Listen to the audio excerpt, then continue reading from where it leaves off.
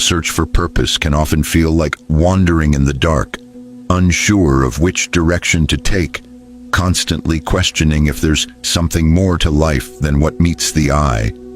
But what if this feeling of being lost isn't a sign of failure, but a call from within, a call to explore the depths of your soul? Carl Jung's philosophy, particularly his concept of individuation, offers a pathway to self-discovery that leads beyond the confusion and into a profound connection with your true self.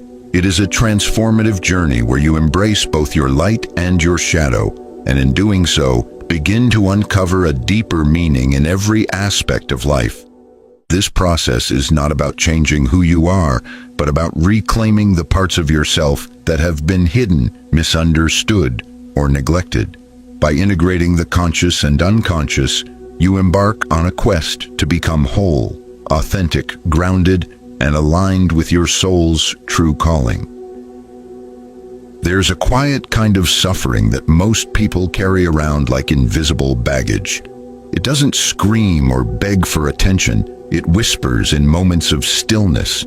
It's that gnawing feeling of disconnection, the sense that something essential is missing from life. Everything looks fine on the outside: a decent job, a functioning social life, maybe even a relationship. But beneath the surface, there's a haunting emptiness. You feel like a stranger in your own skin, drifting without direction. This is not a random mood swing or temporary confusion. Carl Jung would say, this is the soul's cry for individuation, a deep yearning to become whole, to become who you truly are. Jung believed that the modern individual is plagued by an epidemic of meaninglessness. The world has become too external, too driven by noise, expectations, and surface-level achievement. In that environment, the psyche begins to fracture. Most people don't notice this happening because they're too distracted by the pursuit of success, the validation of others, or the numbing effect of routine. But the psyche does notice. And when the outer world no longer aligns with the inner world, a silent crisis begins to unfold. This crisis often manifests as anxiety, depression, fatigue, or an inexplicable sense of being lost. Jung didn't see these symptoms as mere mental illnesses to be eradicated. He saw them as signals, red flags waving from the unconscious, urging us to look inward. The feeling of being lost is not the problem, it's the symptom. The real issue lies in the disconnection from your authentic self, the part of you that has been buried under layers of conditioning, trauma, and persona. We live in a culture that prioritizes productivity over introspection, popularity over authenticity. From an early age, we're taught to conform, to mold ourselves into what the world wants us to be. We're told to suppress our eccentricities, our emotions, our intuitions. In Jungian terms, we're encouraged to develop a persona, a mask that helps us function in society. While the persona is necessary for social interaction, the danger arises when we start believing we are the mask. Over time, we lose contact with the deeper layers of our psyche, the shadow, the anima or animus, the self. That's when the internal crisis begins to take root. You may achieve everything the outer world told you to pursue, but still feel hollow inside. You may feel like your life lacks purpose, even if you're checking all the right boxes. Jung described this as the moment when the ego, the conscious identity, starts to crack. And when that crack appears, the unconscious begins to seep through. Dreams become more vivid, strange synchronicities start to appear, and the psyche starts to demand attention. This is not a breakdown, it's a breakthrough in disguise. It's the beginning of the individuation process, the journey toward becoming a whole, integrated being. But here's the catch: most people resist it. They run from the discomfort. They drown it in distractions. They try to fix the outer world instead of facing the inner one. But as Jung warned, he who looks outside dreams. He who looks inside awakens. To awaken is to confront the silent crisis head on. It means listening to the deeper voice within you, the one that's been muted by years of conformity and fear. It means questioning everything you've been told about who you are and what you should want. It means facing the parts of yourself you'd rather ignore, the shadow aspects, the buried wounds, the hidden desires. The path to healing begins not with external change, but with radical self-honesty. Jung's approach wasn't about giving you answers. It was about helping you ask better questions. Who am I really? What part of me have I exiled in order to fit in?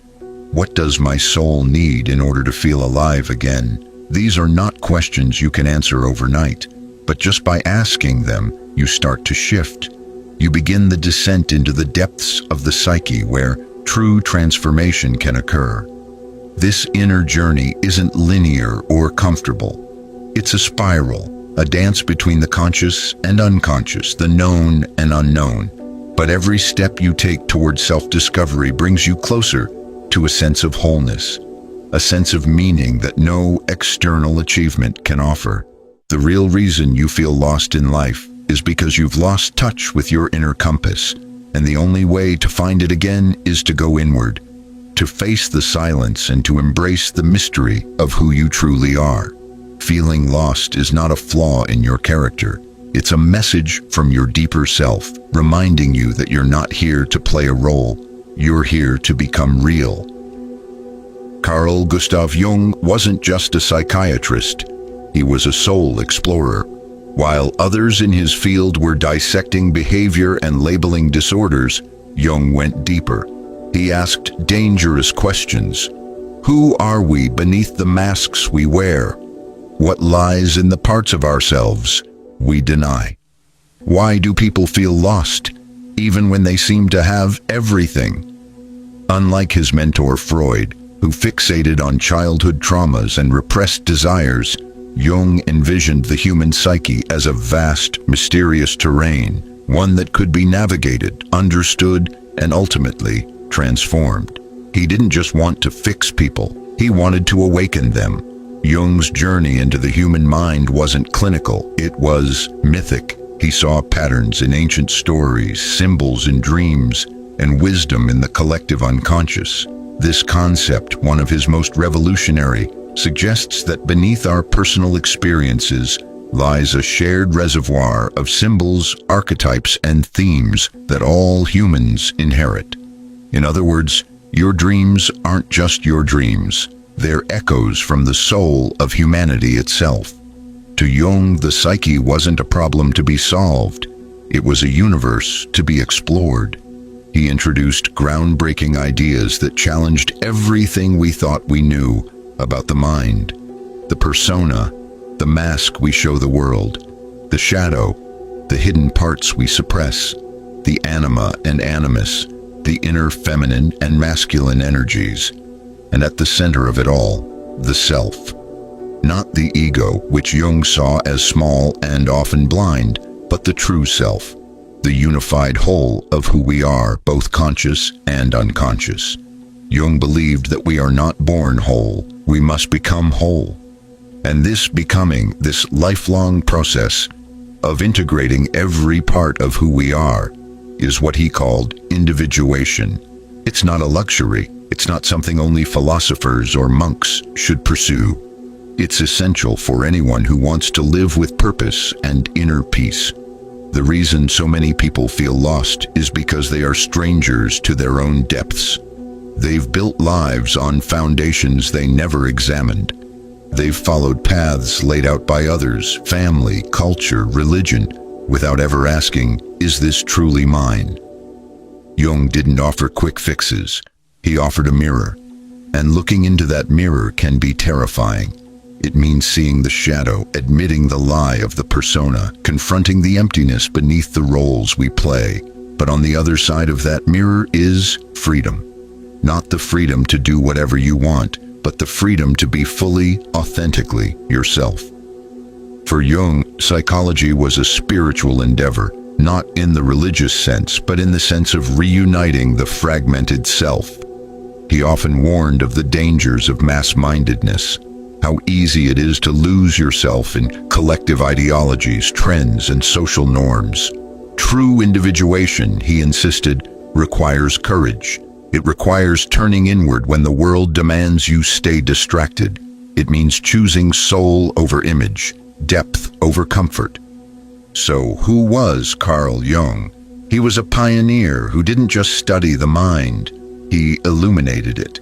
He gave language to what many had only felt in silence. His legacy isn't just in the books he wrote or the theories he developed. It's in the countless lives transformed by his invitation to stop running from yourself and instead dare to meet who you really are. We all have a dark side, not necessarily evil, but unknown, repressed, and denied. Carl Jung called this the shadow, a psychological blind spot that contains everything we refuse to see in ourselves. Think of it as the basement of your personality, where all the traits, impulses, and desires that don't fit your ideal self-image get locked away. But here's the twist. The more you ignore your shadow, the more power it gains over you. It starts to leak out in your habits, your emotional triggers, your projections onto others. You may think you're in control, but really, it's the shadow calling the shots. Jung believed that to become a whole person, you must confront the shadow, not with judgment, but with curiosity and courage. The shadow isn't just a dumping ground for bad traits, like anger, jealousy, or selfishness. It can also contain your unrealized potential, your creativity, your assertiveness, qualities you've buried because they didn't fit your environment or social conditioning. By denying the shadow, you deny yourself. Facing the shadow is uncomfortable. It means admitting you're not as innocent, nice, or in control as you'd like to think. It means realizing that the things you hate most in others might be reflections of your own disowned traits. But Jung argued that shadow integration is essential. Without it, you remain fragmented, living a half-life. With it, you gain clarity, emotional depth, and personal power. This is why Jung saw encounters with the shadow as spiritual events. When you meet the parts of yourself you've tried to run from, you're not descending into madness. You're beginning the journey of becoming real. Every day we wear a mask. Sometimes we wear several. At work, we might present ourselves as confident and competent. With friends, we play the role of the joker, the peacemaker, or the quiet one. On social media, we carefully craft an image we think others will admire. This mask, this facade, is what Carl Jung called the persona, the version of ourselves we present to the outside world.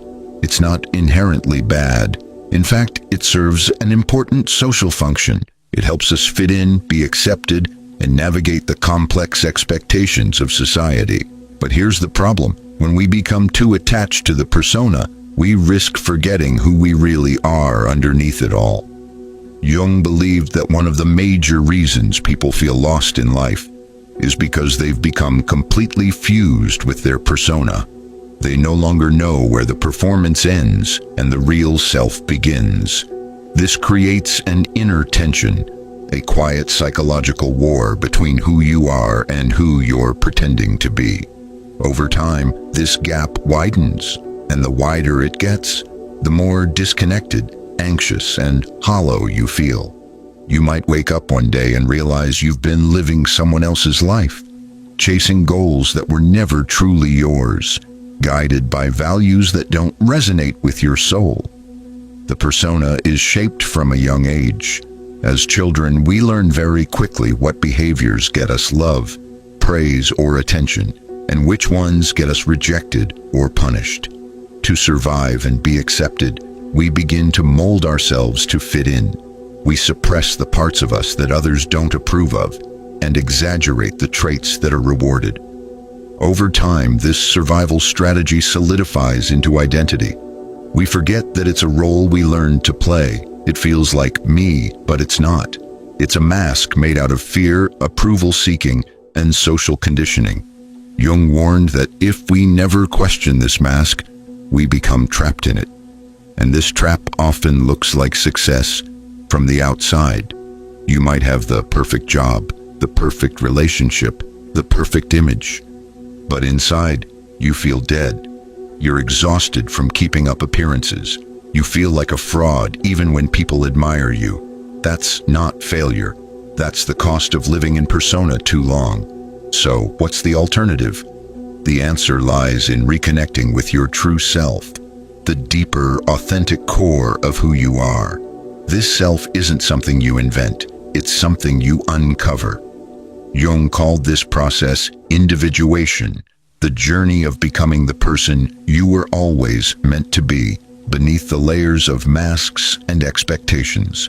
But to begin this journey, you must first become aware of your persona and how it's shaping your choices, relationships, and worldview. Start by asking yourself uncomfortable questions. Who am I when no one's watching? What parts of myself have I hidden to be accepted? What roles am I playing out of fear rather than authenticity? These aren't easy questions, but they are essential, because until you face them, you will continue to live a divided life, a life where your outer image is disconnected from your inner truth. One of Jung's most powerful insights is that the persona is not the enemy. It's a necessary tool. But like any tool, it must be used consciously. The goal is not to destroy the persona, but to see it clearly for what it is, a mask, not your essence.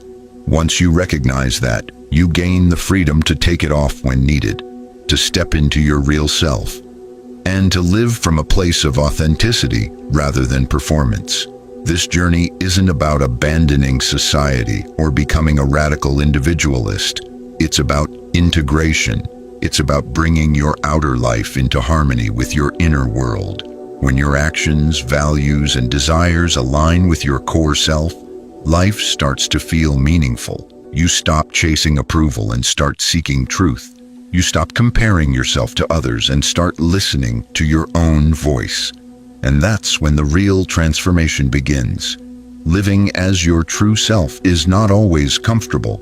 It requires honesty, vulnerability, and the willingness to disappoint others. But it's the only path to real fulfillment. Jung knew this. He saw that most suffering comes not from failure, but from self-betrayal, from living a life that's out of sync with your soul. He believed that healing comes when you stop pretending and start becoming, when you stop performing and start living. So the next time you feel lost or disconnected, don't rush to fix it. Sit with it. Ask it what it's trying to show you. Maybe it's not a sign that something's wrong. Maybe it's a call to take off the mask and come home to who you really are. Carl Jung believed that the ultimate goal of life isn't success, happiness, or even love. It's individuation. This is the process of becoming your truest, most integrated self. It's not about becoming perfect or even becoming good in the conventional sense. It's about becoming whole. Jung described individuation as the unfolding of the self, the unification of all aspects of your psyche, the conscious and the unconscious, the persona and the shadow, the masculine and feminine energies within. It's the sacred journey of bringing the many parts of yourself into harmony. Individuation is not a straight path, it's a spiral. It often begins when something breaks, a relationship ends, a career collapses, a sense of meaning vanishes. These moments of crisis are not signs of failure, but rather invitations to grow. Jung said that neurosis, those painful, confusing emotional states, are often the psyche's way of signaling that a deeper transformation is needed. Your soul is crying out for change, not surface-level fixes, but a complete reorientation toward authenticity. The process starts by turning inward, not just looking at your thoughts or feelings, but truly examining the hidden drives and symbolic language of your unconscious. Dreams, for Jung, were one of the gateways. In dreams, the unconscious speaks through metaphor, showing us parts of ourselves we've ignored or forgotten. Archetypes. Universal patterns like the hero, the mother, the wise old man, or the trickster emerge in our dreams and fantasies to guide us through the stages of our inner development. They aren't just abstract symbols. They are signposts pointing toward wholeness. But individuation isn't passive. It requires effort, honesty, and the willingness to walk into the dark places within. You must face the shadow, confront the lies of the persona, and reclaim the pieces of yourself you've disowned. It's not about becoming someone new. It's about remembering who you've always been, beneath the conditioning, the roles, and the fear. Jung believed that every person has a self, a deeper center that holds the blueprint for your unique psychological potential. Individuation is the process of aligning your outer life with this inner blueprint. As you move through it, you begin to feel a stronger sense of purpose. You stop living based on what others expect and start living from a deeper inner truth. Decisions become clearer. Relationships become more authentic. Even suffering takes on meaning because you see it as part of your evolution, not just random pain. This journey is never truly finished. You don't complete individuation like a checklist. It unfolds across your lifetime, often in layers. But every step forward brings you closer to inner unity. And that unity doesn't mean constant happiness. It means wholeness, embracing your light and your darkness, your strengths and your flaws, as essential parts of who you are. In a society that rewards conformity and image over authenticity, the individuation process is revolutionary. It's a rebellion against becoming a copy-paste version of what others think you should be. It's the refusal to stay asleep in a life that doesn't reflect your soul. Individuation calls you to become the author of your story, not a character in someone else's script. And as you travel this path, something else happens. You begin to connect with the collective in a deeper way. Paradoxically, becoming more uniquely yourself allows you to relate to others more genuinely. You're no longer hiding behind a mask or projecting your shadow onto others. You can see people for who they are because you've seen yourself more clearly. This is one of Jung's most beautiful ideas, that through individuation, we don't separate from humanity, we deepen our connection to it. Ultimately, individuation is a spiritual journey. It's not bound by religion or dogma, but it's sacred in the sense that it aligns you with something greater than the ego. It brings you into contact with the mystery of existence, the rhythm of nature, the wisdom of the unconscious.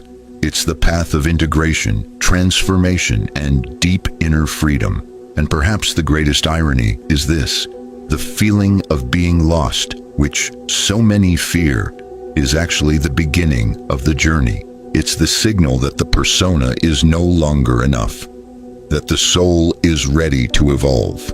In Jung's eyes, that's not a crisis, that's an awakening. The path of individuation doesn't come with a map, but your psyche leaves you clues.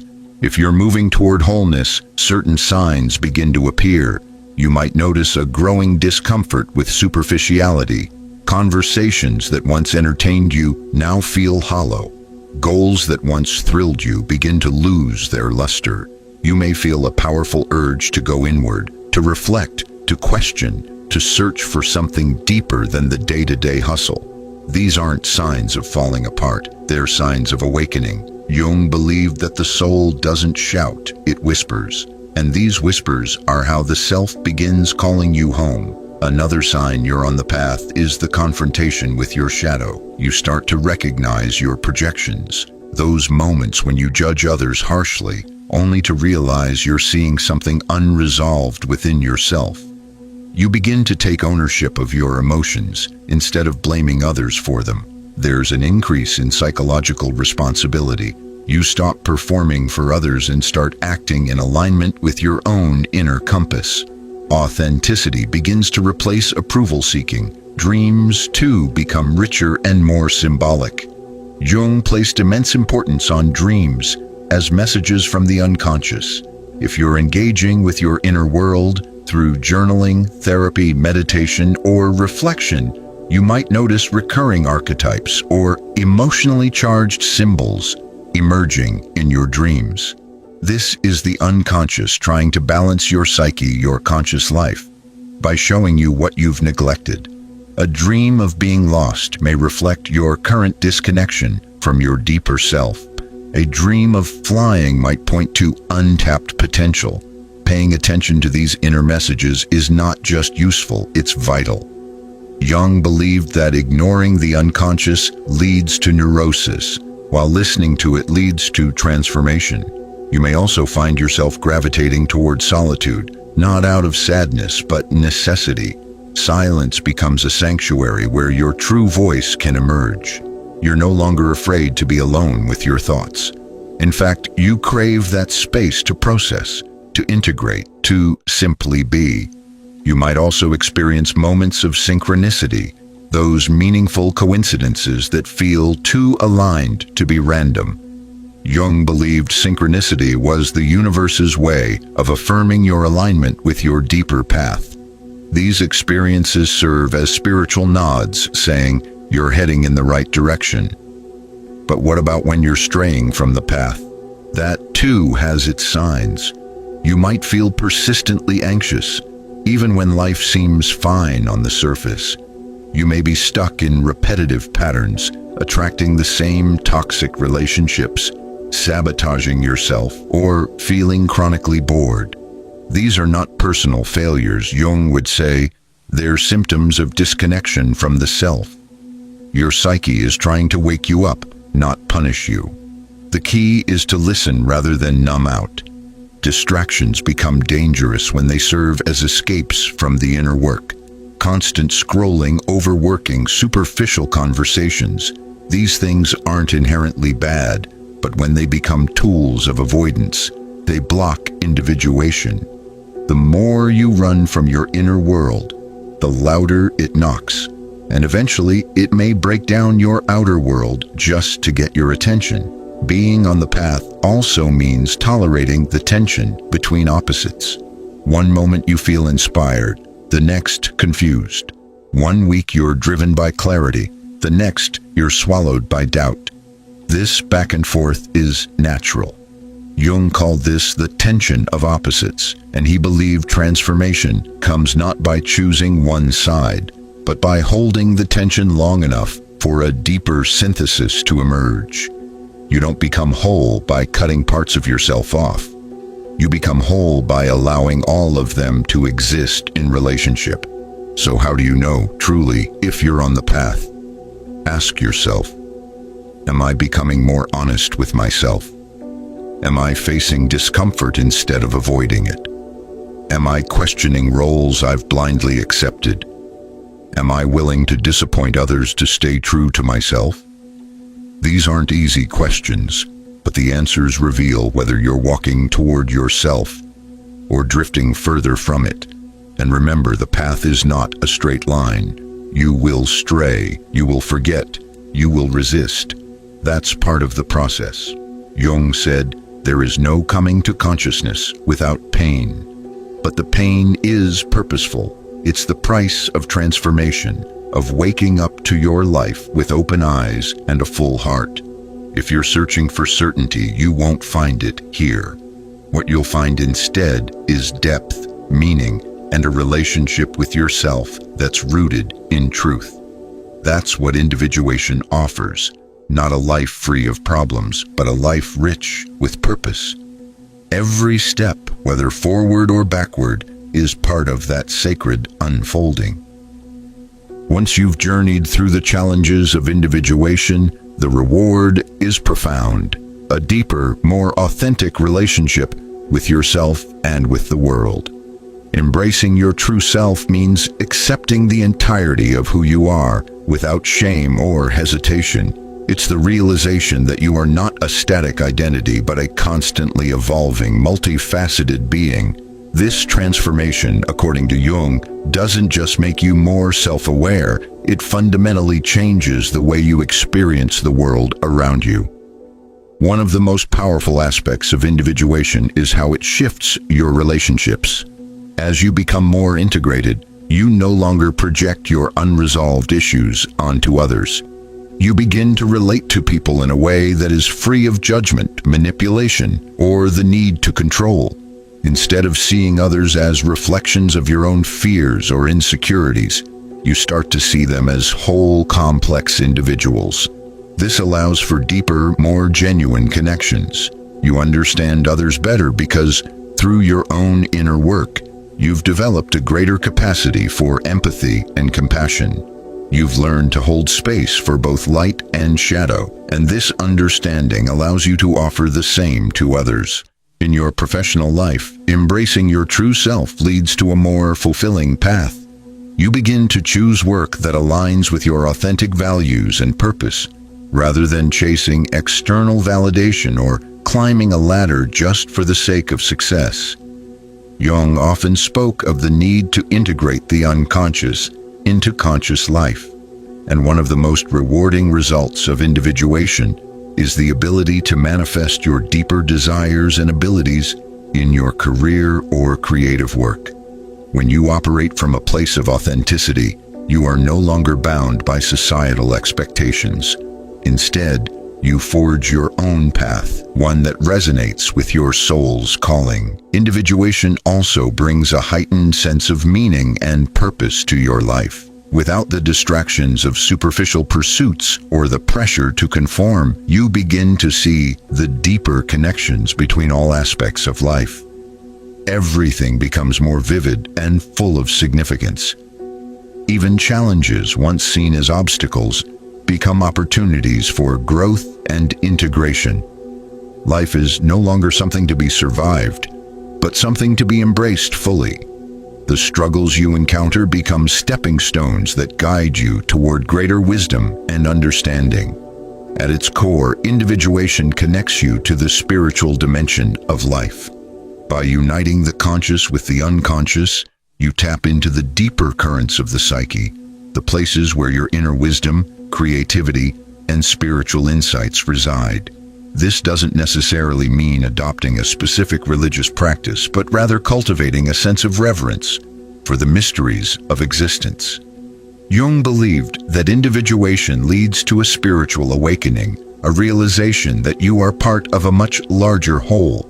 The ego becomes less central, and a deeper, more profound connection to the collective unconscious and the world around you emerges.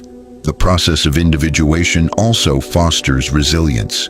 As you face and embrace your shadow, you develop a more grounded sense of self that is not easily shaken by external circumstances. You no longer depend on validation from others or external achievements to feel complete. Instead, you find a sense of security within yourself. Even in times of hardship or loss, you can draw on your inner strength, knowing that you are aligned with your true essence. This inner stability provides a sense of peace that is independent of the ever-changing external world. As you continue on the path of individuation, you find that your life becomes a creative expression of your true self. You no longer feel lost or disconnected. You know who you are and why you are here. And this self-awareness allows you to make choices that bring you closer to the life you're meant to live, one that is rich with purpose, passion, and authenticity. You become a conscious creator of your own reality, shaping your life from the inside out. Ultimately, embracing your true self through the process of individuation is a deeply liberating experience. It frees you from the constraints of the false self, the persona you've constructed to please others or to fit in. By aligning with your true essence, you unlock the full potential of your being. Life is no longer a struggle to find meaning. It becomes a beautiful unfolding, a dance between the conscious and the unconscious, the light and the dark. Through this integration, you experience a profound sense of wholeness, a deep and unshakable connection to yourself and to the universe. In the end, Carl Jung's philosophy of individuation offers a pathway to self-realization, helping you to move from a place of confusion and fragmentation to one of deep inner harmony.